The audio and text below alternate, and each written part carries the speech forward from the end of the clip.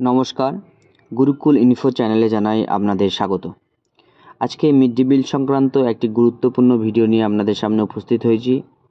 এই ভিডিওতে জানানোর চেষ্টা করব কিভাবে একজন প্রধান শিক্ষক শিক্ষিকা কিংবা ভারপ্রাপ্ত শিক্ষক শিক্ষিকা বা একজন সহ শিক্ষক শিক্ষিকা তার মিড ডে মিল সংক্রান্ত দায়িত্ব এবং কাজকর্ম কিভাবে সামলাবেন বা কী কাজকর্ম বা দায়িত্ব থেকে থাকে। ভিডিওতে বিস্তারিত জানানোর চেষ্টা করব। তার আগে একান্তই অনুরোধ, যারা এই ভিডিওটি আজ প্রথম দেখছেন তারা এই চ্যানেলটি সাবস্ক্রাইব করে দেবেন এবং পাশে থাকা বেল বাটনটি অবশ্যই প্রেস করে দেবেন, যাতে আমার দেওয়া ভিডিওগুলো সবার আগে আপনাদের কাছে এসে পৌঁছায়।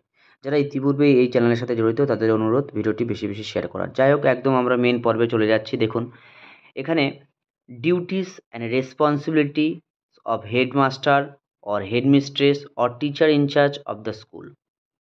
এখানে 2018 সালের একটি অর্ডারনামা বেরিয়েছিল, লেটেস্ট অর্ডার নাম্বার। সেখানে সমস্ত একদম টপ টু বটম, একদম আধিকারিক লেভেল থেকে একদম স্কুল লেভেল পর্যন্ত মিড ডে মিল সংক্রান্ত কী দায়িত্ব বা কাজকর্ম থেকে থাকে সেই আদেশনামায় সম্পূর্ণ দেওয়া ছিল। দেখুন, 1 নম্বরে headmaster headmistress teacher in charge is the pivotal person in running mid day meal in the school to ensure uninterrupted running of the program at his or her institution.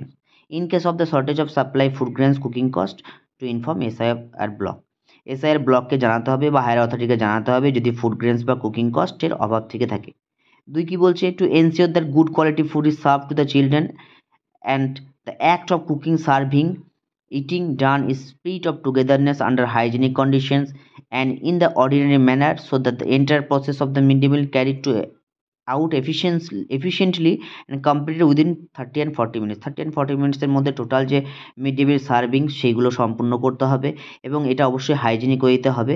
সেটা তো আমরা মোটামুটি সব বিদ্যালয়ে এটাকে পালন করে থাকি।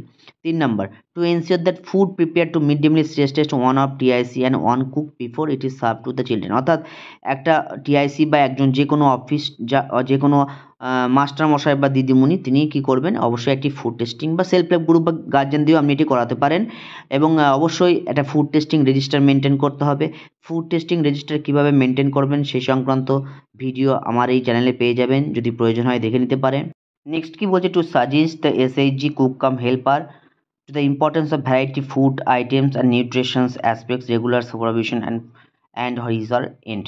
এখানে কি বলা হচ্ছে যে অবশ্যই একটা প্রত্যেকটা মেনু অর্থাৎ সেই মেনু সম্পর্কে টোটালি ডিসকাস করতে এবং আপনি যে মেনু তালিকা সাপ্তাহিক মেনু তালিকা তৈরি করে দেবেন এবং সেটা অবশ্যই আপনি গ্রুপকে বা গ্রুপ লিডারকে জানাবেন এবং প্রত্যেকটা যে মেনু রাখা দরকার সেই ব্যাপারটাও তাদেরকে অবজার্ভ করাতে হবে। নেক্সট কি বলা হচ্ছে, he or she may utilize the service of any teacher staff of his or her school. এখানে অবশ্যই তিনি কোনো একজন কোনো একজন টিচারকে দায়িত্ব এই সংক্রান্ত বিষয় দিতেই পারেন এবং সেটা অবশ্যই করতে হবে। নেক্সট কি বলা হচ্ছে, he or she is also access the number of the children present in the school and number of the children who will mid day meal taker SHG members cook only the required quantity. এটা আমরা mainly তো করে থাকি যে যতগুলো student present এসেছে সেই সংক্রান্ত আমরা রান্নাবান্না করে থাকি। নেক্সট কি বলা হচ্ছে যে she or he also countersign the monthly statement bill submitted by the SHG and places meeting of the concern by the school level committee. এটা তো আমরা করে থাকি যে আমরা যখন মিড ডে মিলের মান্থলি রিটার্ন জমা দিই তখন আমাদের একটা পার্ট থাকে, সেখানে আমরা এসএইচজি যে লিডার থাকেন তারা আমরা সইটা বা সিলটা করে নিই এবং সঙ্গে কতগুলো মিটিং হয়েছে এই রিলেটেড সেটা আমরা দিয়ে দিই। এরপর কী বলছে, he or she will submit self declaration report by BDO every month. এটা আমাদের তো আমরা ওই রিটার্নেই জমা দিয়ে দিই, ওখানে আমরা পেয়ে যাব। Next, ensure the data the displaying some mandatory fields related. অর্থাৎ এখানে আমরা দেখতে পাচ্ছি অ্যাজ নোটেড ইনফরমেশন যেগুলো আমরা নোটিশ বোর্ডে দিয়ে থাকি, সেটা আপনার কতগুলো স্টুডেন্ট প্রেজেন্ট, কতগুলো স্টুডেন্টের রান্না হচ্ছে, কী মেনুতে রান্না হচ্ছে, একটা যে দৈনন্দিন যেটা ডেইলি আপনার যে নোটিশ বোর্ড সেটা আমরা রাখি, সেটা আমাদেরকে রাখতে হবে, এটাই বলা হচ্ছে।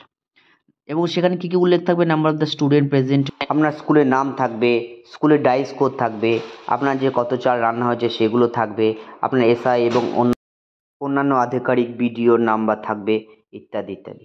যাই হোক, ভিডিওতে আজকে এইটুকু তথ্য আপনাদের সামনে শেয়ার করার চেষ্টা করলাম। ভিডিওটি আরেকবার সকলকে শেয়ার করার অনুরোধ রইল। ধন্যবাদ, সকলে ভালো থাকবেন, সুস্থ থাকবেন।